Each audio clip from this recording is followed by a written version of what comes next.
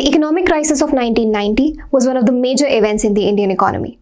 To understand the full impact of it, we need to understand what were the factors that led to this crisis. In this 1 minute, we will learn all about the international and domestic factors that led to the economic crisis of 1990. USSR disintegrated in 1990.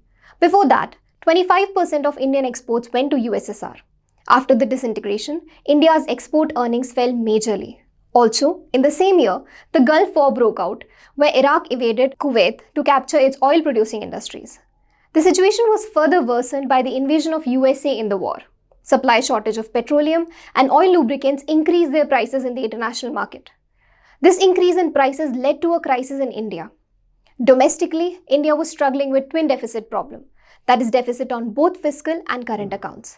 The government was already in huge debt, both domestically and internationally. There was shortage of foreign exchange reserves and India was left with only 15 days worth of import cover. With frequently changing governments, India was also politically unstable at the time. All these factors combined had set the ground for major economic reforms.